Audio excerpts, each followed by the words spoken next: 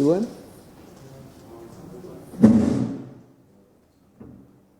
Jemi gati? Mirëmëngjes, të nderuar përfaqësues të medias, të nderuar qytetarë që na ndiqni, shumë faleminderit për pranimin tuaj sot. Dua ta nis duke njohur në radhë të parë periudhën, kohën. 2 muaj më parë kemi qenë së bashku në një konferencë tjetër për shtyp, ku ishte dhe konferenca inauguruese në nisje të detyrës së ministrit i drejtësisë, ku vendosëm që gjithë puna e Ministrisë Drejtësisë të matet sipas një standardi të ri, jo më me ndërtimin e arkitekturës të sistemit, për shkak se dekada e shkuar ka fiksuar pikërisht këtë gjë. 10 vite besoj që kanë mjaftuar për të ndërtuar arkitekturën dhe një sistem të ri drejtësie me organet pavarura. Tashmë kemi hyrë në një fazë të re, ku përjetesa matet me atë çfarë qytetari ndesh çdo ditë në sistemin e drejtësisë, dhe për këtë arsye jam sot përpara jush që të mundet të japim llogari për kundrejt këtij standardi. Natyrisht që nuk kemi raport glorifikues, jemi këtu për të thënë atë se çfarë ka ndodhur, të mirat dhe problemet që kemi sot në sistem. Kështu që nuk kam asnjë plan që të fsheh shifra, por do t'i jap ato ashtu siç janë raportuar në sistem. Në radhë parë dua ta nis me një vlerësim të sistemit drejtësisë nga partnerët tanë evropian. Pak javë më përpara u miratua, në fakt pak ditë më përpara u miratua dhe doli u publikua raporti i sundimit të ligjit për Shqipërinë. Është një instrument që Komisioni Evropian e bën për të gjitha vendet anëtare dhe ka përfshirë dhe vendet e Ballkanit perëndimor, ku vlerësohen njësoj me të njëjtën metodologji si një vend antar i Bashkimit Evropian. Një dokument që nuk e shkruajmë ne, nuk e shkruan qeveria, nuk e redakton Ministria e Drejtësisë, është një dokument i hartuar me mendjen dhe me sytë e ftohtë të një burokrati evropian që nuk ka nevojë të komplimentojë sistemin e drejtësisë shqiptare dhe thot atë gjë të cilën duhet ta pranojë çdo skeptik i sistemit të drejtësisë shqiptare dhe i reformës, që Shqipëria po konsolidon reformën në drejtësi.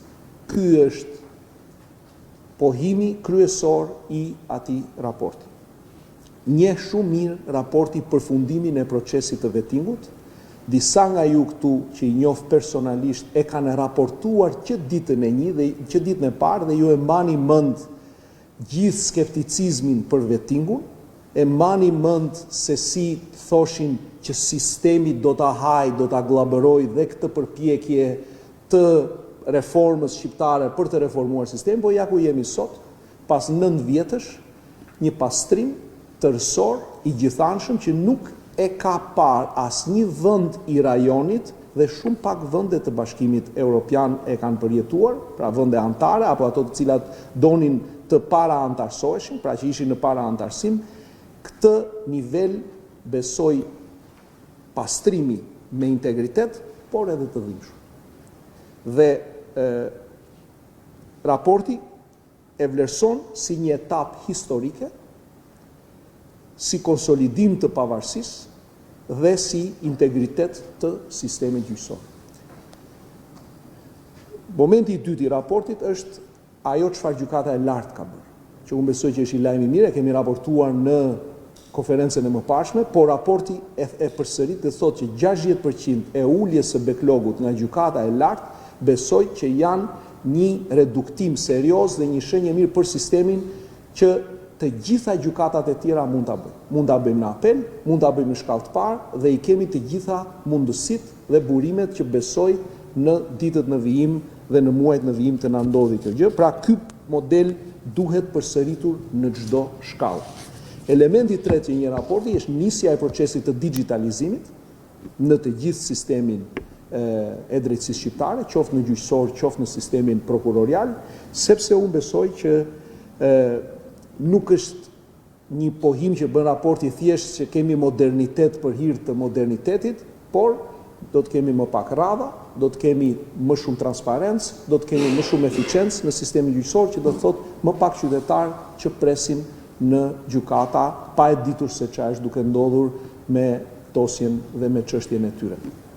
Dhe në fund fare, raporti njeh dhe bashkëpunimin ndërinstitucional midis institucioneve të drejtësisë, ku Ministria e Drejtësisë luan rolin koordinues, dhe këtu gjej rastin të falenderoj të gjithë ato gra dhe ata burra që kanë bërë të mundur që institucionet të bashkëpunojnë në këtë mënyrë që sistemi ynë të marrë këtë vlerësim. Sepse është puna e tyre, pra puna e stafit Ministrisë së Drejtësisë, puna e magjistratëve dhe puna e të gjithë nëpunësve që punojnë pa u dukur. Thënë këtë, progresi nuk është arsye për të vetë kënaqur, sepse raporti ka edhe disa gjetje që janë sfiduese për sistemin e drejtësisë, siç është vonesat që ne kemi në vlerësime, pra duhet procedurat e vlerësimeve të përshpejtohen, vakancat në sistem duhet të mbushen 1 orë më parë, lufta kundër korrupsionit të fuqizohet edhe më tej, të forcohet edhe më tej, dhe besimi i qytetarëve të rritet edhe më shumë. Pra ju thash në fillim që ne nuk lexojmë vetëm arritjet, sepse do të kishim gënjur veten, por nuk lexojmë edhe vetëm sfidat dhe problemet, se do ju kishim gënjur juve. Kështu që do lexuar raporti i gjithë. Tani kthehemi tek puna e këtyre muajve dhe te shifrat e punës së këtyre muajve. Gjatë këtij 5 mujori, ne si Ministri Drejtësie, disa nga ju na kanë raportuar me një intensitet më të madh se sa një pjesë tjetër, dhe keni parë që ne kemi qenë atje ku drejtësia takohet me qytetarë.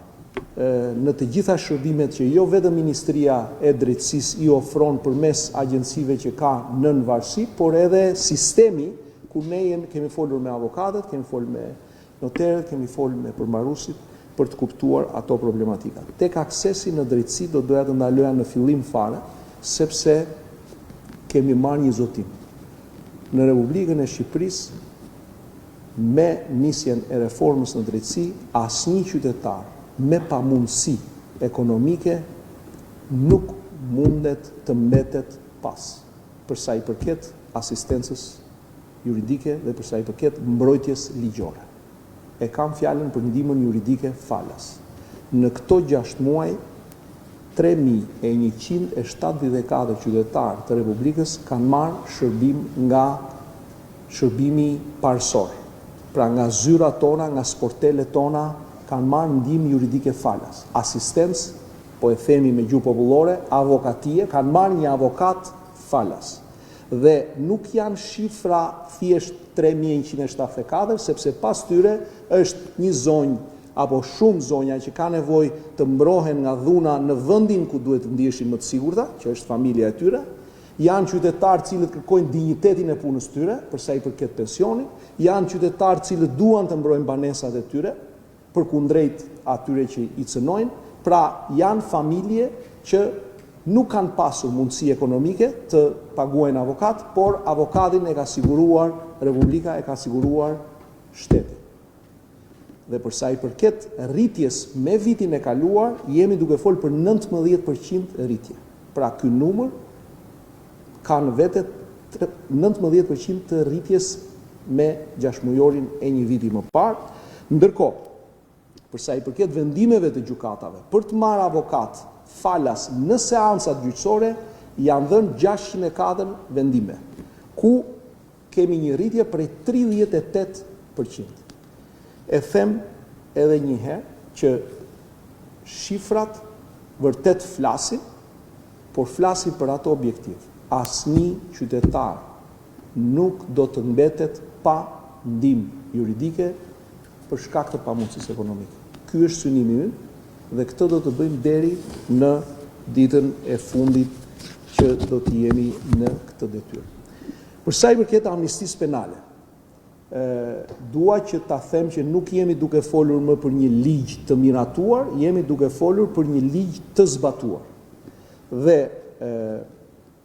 u miratua në 18 qershor, hyri në fuqi në 15 korrik, dhe sot që flasim është zbatuar tërësisht në bashkëpunim të ngushtë me prokurorinë e përgjithshme dhe me të gjitha prokurorit e rretheve gjyqësore në Republikën e Shqipërisë dhe sot ne na figurojnë 553 persona të cilët janë liruar nga institucionet e ekzekutimit vendimeve penale, 863 persona kanë përfituar ulje dënimi dhe 2300 persona e pak më shumë tashmë kanë përfituar nga shërbimi i provës.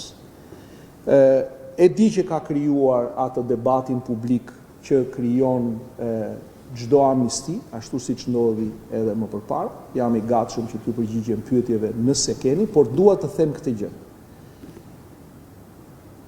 Kriteret e amnistisë nuk i cakton as ministri i drejtësisë dhe as opinioni publik.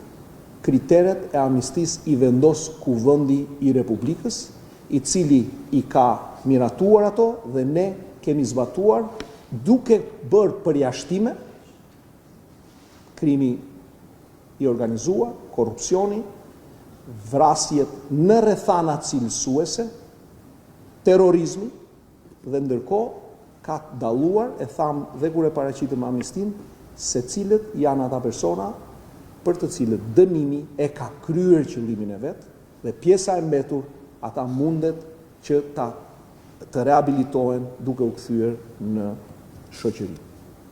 Kështu që do të vazhdojmë me shërbimin e provës, tu shërbejmë të gjithë këtyre personave që kanë përfituar nga ulja e dënimit, pra dhe nga shërbimi i provës, pra kanë kaluar në shërbimin e provës, dhe janë 10.594 persona që ndodhen në mbikëqyrjen e shërbimit të provës, dhe 10.284 janë të rritur, ndërkohë që 310 janë të mitur. Për sa i përket sistemit penitenciar, me qenë se jemi këtu, dua të them që po synojmë të drejtpeshojmë sigurim në sistemin penitenciar dhe rehabilitimin gjithashtu. Pra këto do t'i drejtpeshojmë, do të ecin dora dorës me të dyja, prandaj kemi pasur me qindra inspektime në të gjitha institucionet e ekzekutimit vendime penale, me 10 telefona janë sekuestruar, lëndë narkotike, objekte të ndaluara në ambientet e institucionet e ekzekutimit vendime penale, pra IEVP apo burgje, siç i quan qytetari i zakonshëm, por nga ana tjetër është jashtëzakonisht e rëndësishme për ne të kuptojmë dhe të punojmë çdo ditë se çfarë ndodh në ditën që një i dënuar del. Për këtë arsye, të gjitha programet e rehabilitimit, të gjitha programet e punësimit që drejtoria e përgjithshme e burgjeve në partneritet me partner serioz siç janë familjet e besimit, komunitetet e besimit, dhe me organizatat shoqërisë civile të vazhdoj t'i ofroj. Sot që flasin janë me 10 të dënuar, të cilët janë aftësuar në programe të tilla, në profesionet të ndryshme që të mundet të rifillojnë një jetë të re në momentin që dalin nga institucioni i ekzekutimit vendimeve penale. Gjithashtu një nga sfidat me cilët ne do ndeshemi dhe do t'ju raportojmë në vimësi do të jetë gjendja e të dënuarve të cilët vuajnë kanë edhe një vendim gjykate për sa i përket shëndetit mendor. Pra janë të paaftë mendërisht dhe për këtë arsye megjithëse janë të dënuar ata duhet të trajtohen si të pamundur fizikisht. Dhe e kam fjalën për Shënkollin, që sot është institucion i ekzekutimit vendimeve penale, pra sot është burg, por ne po punojmë, kemi një plan që po e zbatojmë dhe do të jetë institucion i shëndetit mendor. Atje do të trajtohen të dënuarit ashtu siç trajtohet një dënuar që vuan nga shëndeti mendor në çdo vend të Bashkimit Evropian. Do të marrë disa vjet, por ne do t'ju informojmë dhe do t'ju raportojmë. Ky është një projekt që ne e bëjmë në bashkëpunim me Ministrinë e Shëndetësisë, për shkak se shërbimin e ofron shërbimi shëndetësor, pra janë psikiatrët dhe infermierët e psikiatrisë ligjore të specializuar për këtë punë, për të cilën po punon Ministria e Shëndetësisë, ndërkohë që ne do të vazhdojmë të kryejmë ruajtjen e mjediseve dhe të sigurojmë që ato shërbime të ofrohen në mënyrë dinjitoze. Për pronat, dua të them që drejtori i ri i përgjithshëm që drejton Agjencinë e Trajtimit të Pronave, sot ka pasur një iniciativë të re që quhet Ditë e Hapur dhe në çdo të mërkur, po lajmëroj dhe qytetarët, të gjithë juve që keni probleme me Agjencinë e Trajtimit të Pronave, pra me kthimin e pronave dhe kompensimin e pronave, çdo të mërkur, drejtori i përgjithshëm me të gjithë stafin përkatës, me drejtorinë përkatës, ju pret për çështje të kompensimit. Çdo të mërkur. Sot, ndërsa ne flasim, po ndodh kjo gjëja, dhe çdo të enjte për njohjet e pronësisë. Çdo të enjte për njohjet e pronësisë. Pra, kompensimi të mërkurën, njohja e pronësisë të enjte. Drejtori i përgjithshëm ka dedajuar një plan për shërbimin e qytetarëve, për të cilën ka mbështetjen e plot të ministrit, të ministrisë dhe të gjithë qeverisë. Dhe për shkak se e dim fare mirë që është nga ato tema që çdo familje jon e ka një përjetesë jo të mirë, për mos të thënë të hidhur me Agjencinë e Trajtimit të Pronave. Brenda këtyre 6 muajve janë ekzekutuar 968 vendime me një vlerë prej 9.1 miliard lek dhe ndërkohë 490 dosje për njohjen e pronësisë. Deri në fund të vitit, plani është ambicioz, duhet të trajtojmë 6.381 dosje, ndërkohë që duhet dhe agjencia është angazhuar që të mbylli kompensimin në Kukës, Dibër, Gjirokastër, Berat, Lezhë. Dhe gjithashtu të likuidoj këstin final për 2.000 përfitues. Kështu që duke mbyllur këtë çështje, po kaloj tek një çështje që për ne është e rëndësishme, pavarësisht se po e rendis të pestën, dhe është drejtësia për të miturit, për shkak se ne duam t'i kushtojmë një rëndësi të veçantë parandalimit, prandaj qeveria shqiptare ka bërë një investim serioz në qarkun Tiranë, më mirë në Mëzez, për të ndërtuar institutin kombëtar për parandalimin e krimit tek të miturit, për të ndërtuar modele të caktuara, i cili do të filloj në fillim të vitit tjetër, në janar të 2027 nga funksionimi, ndërsa ende objekti është në ndërtim e sipër dhe ekipet janë në ndërtim e sipër, po dua të them këtu që 7 të miturit, të cilët u liruan nga burgu i Kavajës, pra IVP-ja e Kavajës që është e specializuar për të miturin, po mbështeten me programe individuale riintegrimi. Dhe unë besoj që kjo është detyra jonë për ata të cilët dalin, dhe këtë do ta kthejmë në një standard të zakonshëm për të dënuarit, të cilët duhet të kenë programin e tyre individual. Kjo është sfida e drejtorisë përgjithshme të bugjeve, por në rastin konkret qendra jonë për parandalimin e krimit të miturve ka hartuar këto programe për 7 të miturit që kanë dalë. Për sa i përket dimensionit ndërkombëtar, Ministria e Drejtësisë në muajt e fundit negocioi dhe nënshkroi dhe pastaj qeveria ka bërë gati projektin, miratoi draft ligjin për ta ratifikuar në parlament për 3 konventa, ku natyrisht përsëri qytetari është në qendër. Njëra nga ato konventa është si do ta mbrojmë të drejtat e qytetarit në këtë epokë të inteligjencës artificiale dhe se si do ta vëmë algoritmin në shërbim të qytetarit dhe jo anasjelltas. Një konvent tjetër është për mbrojtjen e avokatit ndërsa ushtron detyrën, askush nuk mundet të prek avokatin ndërsa ai është duke ushtruar detyrën në mbrojtjen të qytetarëve të tjerë. Dhe konventa tjetër ka të bëjë me Komisionin e Trajtimit të kërkesave për Ukrainën, që përsëri jemi duke folur për qytetarë të cilët janë ndeshur me një agresion të padrejtë. Kthehemi edhe pak tek sfidat që tu vënë ca emra, që ne i kemi dhe i pranojmë dhe do të qëndrojmë në kohë. E para, sfida e parë që kemi është koha. Ndërsa unë flas këtu, ka qytetarë që janë duke pritur ende në korridoret e gjykatave, në korridoret e prokurorive, në korridoret e zyrave përmbarimore, apo tek noteri, a nuk e di se ku. Dhe dua ta them, sidomos për sistemin gjyqësor, për qytetarë që janë duke pritur në gjykata.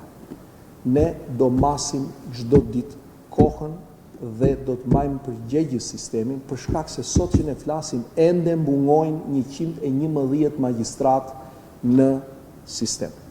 Pra 111 gjyqtarë në shkallë kombëtare dhe për këtë arsye vlerësimi i tyre, përshpejtimi i procedurave të vlerësimit, përmbushja e vakancave janë elemente jashtëzakonisht të rëndësishëm dhe ndaj qasja është gjithashtu e komplekse.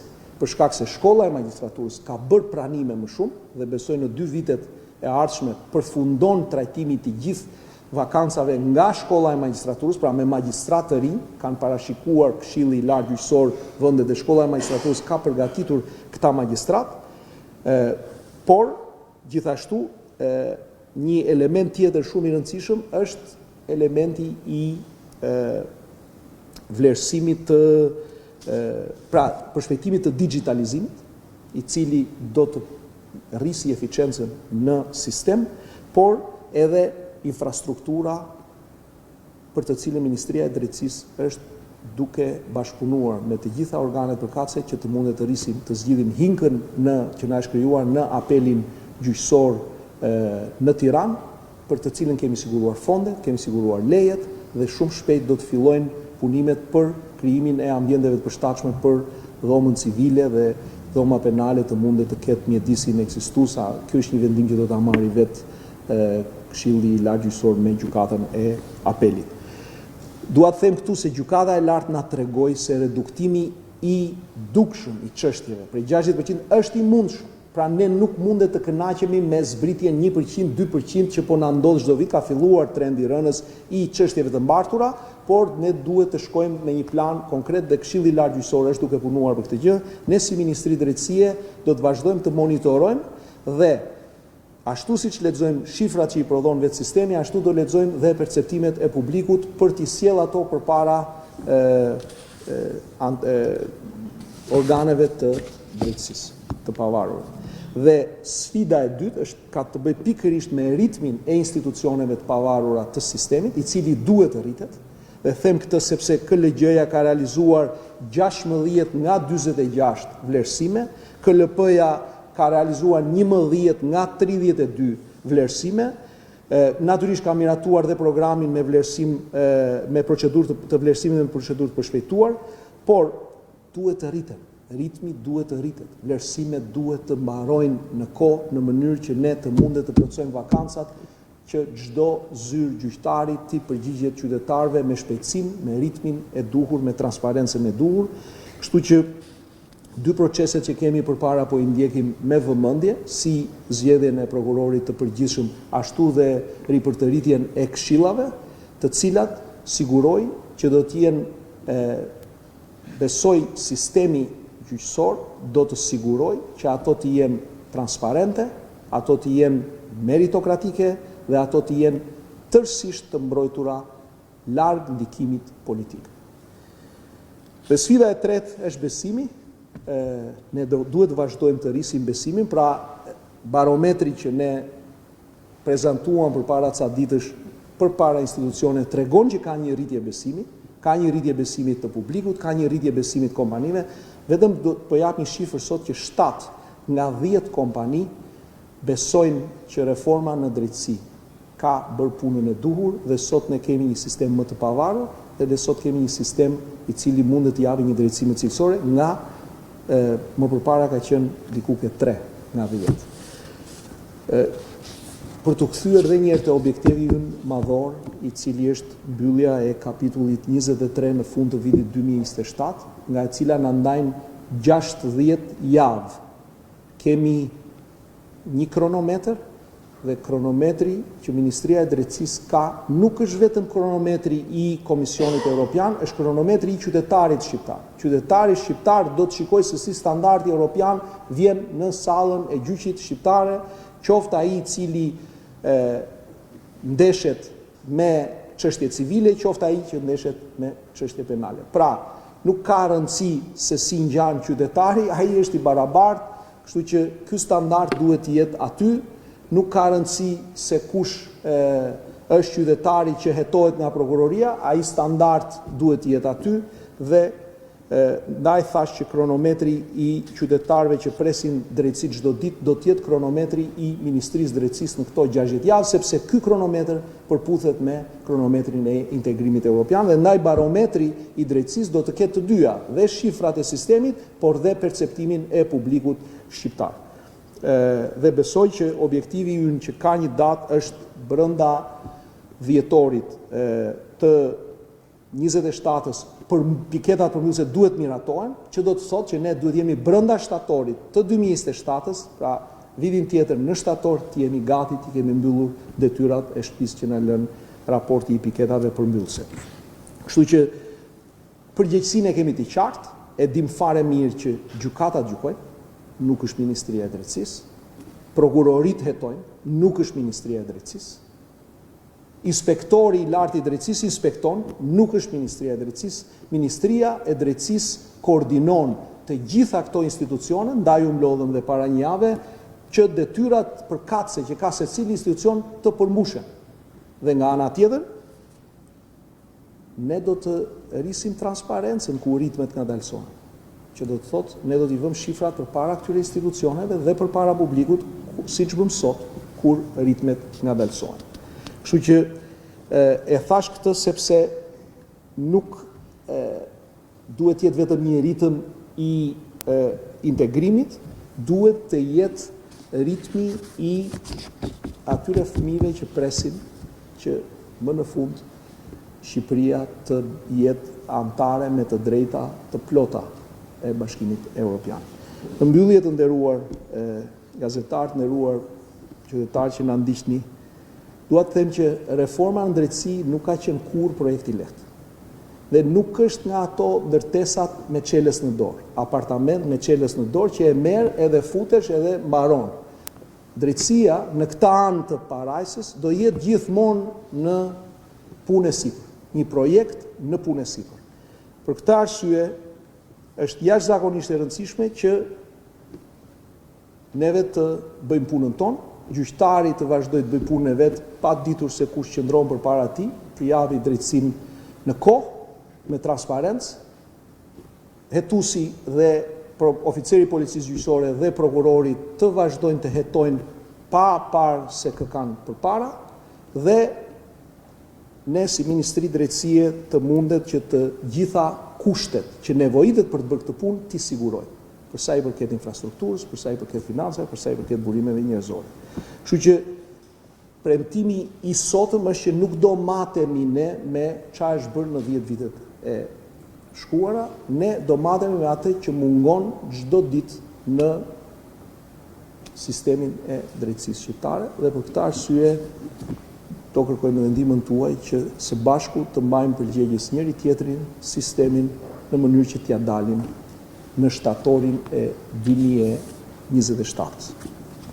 Shumë faleminderit. Patjetër.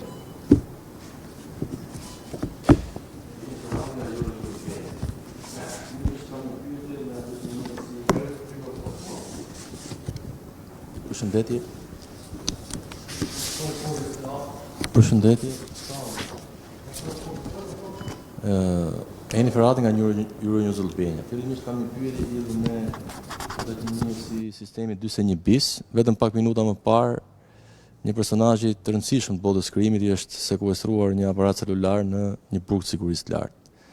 Është një fenomen i cili po haset në fakt në vazhdimsi, është për të përshëndetur edhe aksioni i drejtorisë së përgjithshme të burgjeve.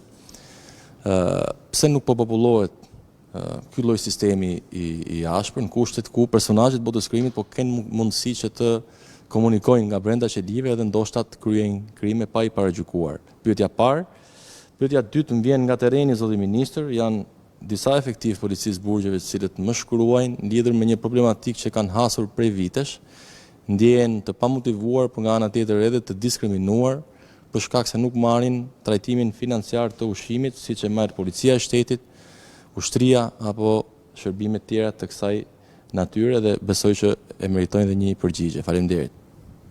Faleminderit. Për sa i përket popullimit të regjimit, ajo që njihet 41 bisi, i famshëm, por që është një regjim i posaçëm për krimin e organizuar dhe për vepra të të tilla, natyrisht që është kompetenca e prokurorisë dhe e gjykatës që të mundet që të kërkojnë vendosjen, ju e quajtet popullim, po unë do thoshja vendosjen e atyre personave pasi u kufizohet liria në një mënyrë edhe më ekstreme. Dhe Ministria e Drejtësisë, Drejtoria e Përgjithshme e Burgjeve është këtu pikërisht për të siguruar ato kushte. Ndaj e theksova që në raport një nga sfidat mbetet fuqizimi i luftës kundër krimit organizuar dhe korrupsionit dhe unë besoj që Ministria e Drejtësisë ka detyrën e parë dhe të fundit për sa i përket kësaj çështje të sigurojë të gjitha kushtet që SPAK-u të ushtrojë detyrën e vet, siç e ka ushtruar, të vazhdojë ta ushtrojë atë detyrë me profesionalizëm në mënyrë që të mundet të kemi një luftë efikase siç e kemi pasur deri tani dhe të vazhdojmë edhe më tutje dhe të jetë një proces i pa kthyeshëm. Për sa i përket trajtimit të oficerëve të Policisë së Burgjeve, dua të siguroj që është në prioritetet e mia, është në diskutimet e qeverisë shqiptare, në mënyrë që trajtimi të jetë i njëjtë. Trajtimi ligjor tashmë ekziston, jemi duke vlerësuar së bashku me Drejtorinë e Përgjithshme të Burgjeve dhe jam në një bisedë intensive me Ministrinë e Financave që në momentin e parë që ne na lejon buxheti një hapësirë për të rritur trajtimin financiar të tyre, ta bëjmë këtë gjë. Por ka vëmendjen time, është në prioritetet e mia, për shkak se vlerësoj pafund atë punë që ata bëjnë çdo ditë larg kamerave, larg vëmendjes së publikut, me një profesionalizëm dhe me një integritet i cili besoj që meriton vlerësimin e shoqërisë shqiptare. Zëri Ministër Besmir Pula nga MCN-TV. Një ditë më parë në tryezën e kontrollit post-legjislativ u ngritën disa shqetësime dhe midis tyre ishte pastrimi i parave dhe konkretisht edhe puna e noterëve në pjesën e pastrimit parave. Do donim të drejtonim mbi këtë argument disa pyetje. Konkretisht do donim dinim se sa inspektime keni kryer ju në lidhje me veprimtarinë e noterëve, çfarë ka rezultuar nga këto inspektime, çfarë masash keni marrë, çfarë gjobash keni vendosur dhe nga ana tjetër a keni kryer verifikime në ministrinë tuaj, në Ministrinë e Drejtësisë në lidhje me sektorin e monitorimit të noterëve? A keni konstatuar në këtë sens problematika në verifikimin që ka bërë Ministria kundrejt noterëve dhe kryesisht sa i përket edhe këtij sektori? Cila është arsyeja që ky sektor nuk ka një drejtues ditën e sotme? Dhe nëse do të referoni dhe disa shifra sa i përket pjesës gjobave apo masave që janë marrë nga noterët. Faleminderit. Shumë faleminderit për pyetjen. Besoj që është një pyetje që meriton një shpjegim të gjatë dhe të hollësishëm. Për sa i përket, po e nis nga fundi, pse është Drejtoria e Përgjithshme e Monitorimit pa një drejtues ende? Sepse unë besoj që sistemi i drejtësisë në Shqipëri, pas kalimit të provës së integritetit me vettingun, Ministria e Drejtësisë meriton që të ketë në mesin e saj magjistrat, të cilët kanë të gjithë aftësinë që të mundet të shërbejnë dhe në një institucion politik bërës, siç është Ministria e Drejtësisë. Për këtë arsye kemi bërë një kërkesë drejtuar Këshillit Lart Prokurorisë, i cili të gjej rastin ta falenderoj Këshillin e Lart Prokurorisë që me gjithë mungesat që kanë dhe nevojat kanë aprovuar këtë nevojë të Ministrisë së Drejtësisë dhe shumë shpejt ky departament në Ministrinë e Drejtësisë do të drejtohet nga një magjistrat dhe kjo tregon se sa e rëndësishme është për ne që aty të kemi standarde të cilat sapo i ka kaluar sistemi gjyqësor, edhe në profesionet e lira të kemi të njëjtat standarde. Thënë këtë, natyrisht që puna në atë drejtori ka vazhduar, natyrisht që ka pasur inspektime, kemi pasur raste edhe kur gjykata ka vendosur të kthejë një noter dhe të heq pezullimin e licencës që kishte vendosur Ministria e Drejtësisë, por unë besoj që kjo do të jetë një sfidë që do ta kemi në vazhdimsi. Shifrat detyrohen pranojmë që sot nuk i kam këtu me vete, do t'ja u jap në vijim, për mos të thënë që në konferencën tjetër që ne do të kemi, pra në llogaridhënien e radhës, do të kemi një raportim të hollësishëm për këtë çështje. A do t'i bëni publike emrat e noterëve të cilët kanë shkelur ligjin dhe pse nuk i bëni? E kemi detyrim dhe do të zbatojmë ato detyrimet ligjore të cilat besoj që janë edhe kontrata jonë me qytetarët. Tjetër? Kemi një kod të ri penal dhe kodin e procedurës penale, pasi edhe nga pararësi juaj janë bërë disa takime dhe mbledhje dhe ende nuk ka të paktën një dokument dhe një afat se kur do të jetë kodi i ri penal dhe kodi i procedurës që është shumë i debatuar. Një dhe dyta tha që ka 111 mungesa gjyqtarësh dhe prokurorësh në sistem. Si është menduar të zgjidhet ky problem? Mos duhet që shkolla magjistraturës të rrisë numrin e magjistratëve dhe për sa kohë do të ketë ky sistem këtë mungesë? Përmenda dhe mësi po e nis nga pyetja e dytë që mungesat në sistem janë përgjegjësia e Këshillit të Lartë Gjyqësor, i cili është duke i adresuar. Thjesht unë besoj që ritmi duhet të përshpejtohet. Shkolla e magjistraturës është duke i adresuar dhe shkolla e magjistraturës nuk bën dot magjistrat brenda natës. Shkolla e magjistraturës duhet i fusit në një vit të caktuar dhe duhet që t'i nxjerrë nga programi, t'i graduojë nga programi pas 3 vitesh. Që do të thotë gjyqtari mbrin pas 3 vitesh. Dhe unë besoj që në 2 vitet e ardhshme ne do të kemi një prurje magjistratësh të rinj, pra këta të cilët u diplomuan këtë vit, që ishte një numër goxha i konsiderueshëm, më duket mbi 30 magjistrat, dhe plus dhe prokurorët, pra gjyqtarë dhe prokurorë, kështu që me ata të vitit që vjen dhe me vitin pasardhës, unë besoj që shkolla e magjistraturës e kryen detyrën e vet, ndërkohë që Këshilli i Lartë Gjyqësor, duke përshpejtuar ritmin e vlerësimeve, duke përshpejtuar vlerësimin e karrierës, do të bëj të mundur që këto vende, këto vakante të pra unë jam shpresplot që kjo gjë ka ndodhur në moment që ne rrisim ritmin, institucionet përgjegjëse rrisin ritmin dhe mbajmë përgjegjës njëri tjetrin përkundrejt këtyre detyrave që kemi marrë përsipër. Për sa i përket kodit penal dhe kodit procedurës penale, i gjithë legjislacioni ju e keni vënë re është në një proces përafrimi. Korpuset ligjore siç janë kodet kanë nevojë për shumë vëmendje. Kodi penale ka marrë një të tillë, pra grupi i ekspertëve i ngritur për këtë qëllim ka hartuar një draft, e ka konsultuar atë draft dhe ne presim që të vi në Ministrinë e Drejtësisë, në mos ka mbritur me të gjithë shënimet përkatëse dhe me të gjithë i cili pastaj do të ndjeki rrugën e konsultimit dhe që atë rrugë që ndjek çdo copë legjislacioni, por natyrisht kjo do të marrë një vëmendje edhe më të madhe për shkak se është ligji themeltar penal, për sa i përket po kështu edhe kodi i procedurës penale, ke një grup ekspertësh ndërkombëtar të jurisdiksioneve të ngjashme, të vendeve anëtare të Bashkimit Evropian, në bashkëpunim me Këshillin e Europës, i cili ka standardet e lirive dhe të drejtave themeltare të njeriut, kanë punuar nën drejtimin e këshilltares juridike të kryeministrit Zonjës Gjonaj, që gjej rastin ta falenderoj, dhe të një grup ekspertëve shqiptar që kanë qenë pjesë e këtij grupi pune.